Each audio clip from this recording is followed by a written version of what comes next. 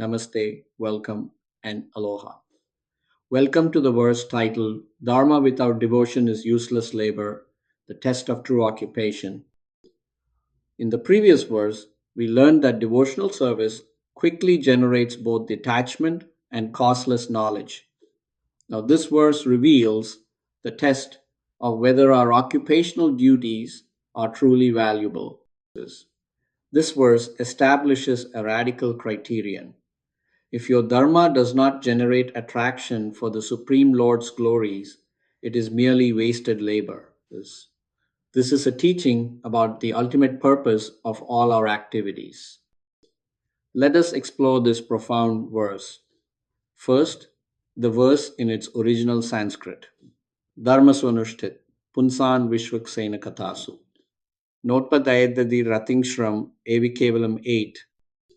These words reveal the ultimate test of all occupational duties. Let us understand what they teach. Now, let us go through the raw form of English translation of the verse. The translation: the occupational duties, dharma perfectly performed by mankind, are merely useless labor. If the performance of these duties does not generate attraction or devotion for the narrations and glories of the Supreme Lord, Viṣvaksena, then the entire effort is considered simply wasted toil.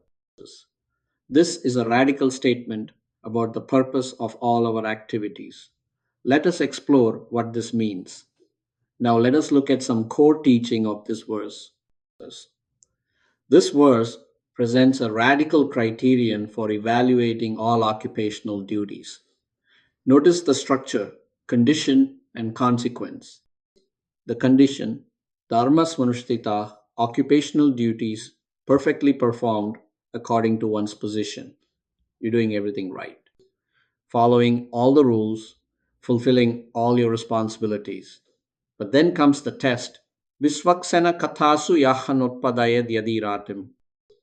If this does not produce attraction radam for the narrations and glories of Viṣvaksena, the Supreme Lord, then what? The consequence: Shrama eva hai kevalam. It is merely useless labor, wasted toil. Not just incomplete, not just insufficient, but actually useless. The verse teaches that the ultimate purpose of all occupational duties is to awaken our dormant love for the Supreme. If your work, your duties, your dharma, no matter how perfectly performed, does not move you closer to devotion, it is simply wasted effort. This is the test of true occupation. Does it generate attraction for the Supreme Lord's glories? This is a radical reorientation of values. Success is not measured by external achievement but by internal transformation. Now let us look at some modern scientific parallels. This ancient teaching has profound parallels in modern psychology and meaning research. First, consider Viktor Frankl's concept of existential vacuum. Frankl observed that people can have all their material needs met, perform all their duties perfectly, yet still experience profound emptiness. This is because they lack a transcendent purpose, something beyond themselves that gives meaning to their activities. The verse teaches exactly this.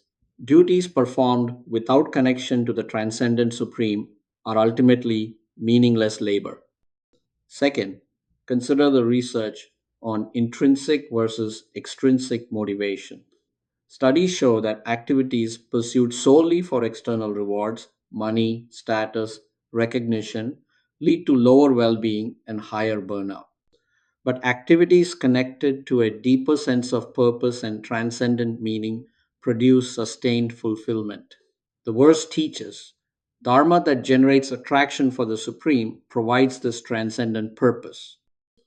Third, consider the concept of flow and meaningful engagement. Research shows that the most fulfilling activities are those where we feel connected to something larger than ourselves. When our work generates devotion ratam for the Supreme, it transforms from mere labor into meaningful service. The verse teaches the ultimate criterion for evaluating all activities is whether they awaken our connection to the transcendent supreme. Let us now move on to some practical application as it relates to this verse. How do we apply this teaching in our daily lives? First, regularly evaluate your occupational duties using this criterion. Ask yourself, is my work generating attraction for the Supreme Lord's glories, or am I just going through the motions? This is not about abandoning your duties, it's about reorienting them toward a transcendent purpose. Second, consciously connect your daily activities to the Supreme. Before starting work, dedicate it as service. During work, remember the Supreme. After work, offer the results. This transforms labor into devotion. Third, regularly engage with Viṣvaksena Kathasu, the narrations and glories of the Supreme Lord. Daily scriptural study, meditation, or hearing about the Supreme's activities. This cultivates the attraction radom that gives meaning to all other activities. Fourth, recognize that external perfection is not enough.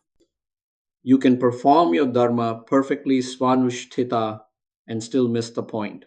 The question is not, am I doing it right, but is this awakening my love for the Supreme?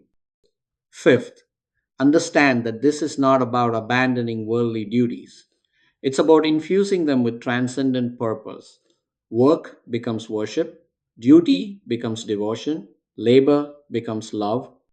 Sixth, trust that when your activities generate devotion, they automatically become meaningful. Not useless labor shrama evahai kevalam, but purposeful service. Now let us look at how this verse can help our young people. For young people, this verse offers crucial wisdom about choosing your life's direction.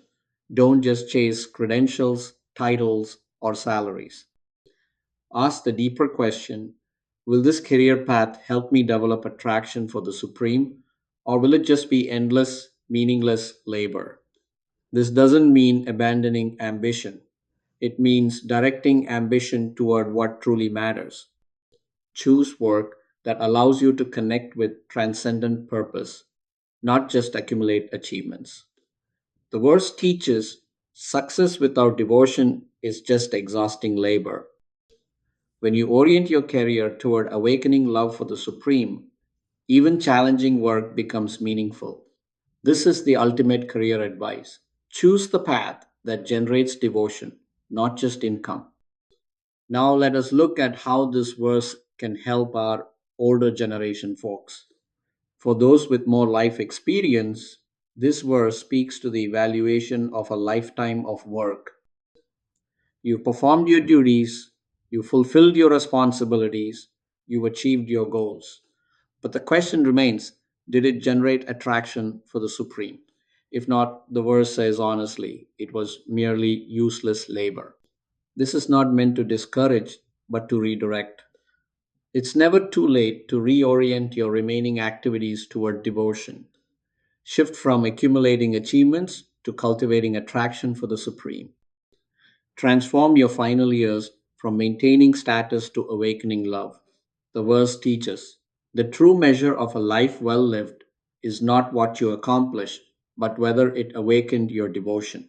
In conclusion, we can say this verse of the Srimad Bhagavatam presents a radical criterion for evaluating all occupational duties. If your dharma, no matter how perfectly performed, does not generate attraction for the narrations and glories of the Supreme Lord Viṣvaksena, it is merely useless labor. The ultimate purpose of all activities is to awaken our dormant love for the Supreme. Regularly evaluate your duties, connect activities to the Supreme, engage with His glories. This is the test of true occupation. Does it generate devotion? Thank you for exploring this verse with me. Thank you, namaste, and mahalo for joining me in this exploration of this verse. Dharma without devotion is useless labor, the test of true occupation. Now we will move on to next verse.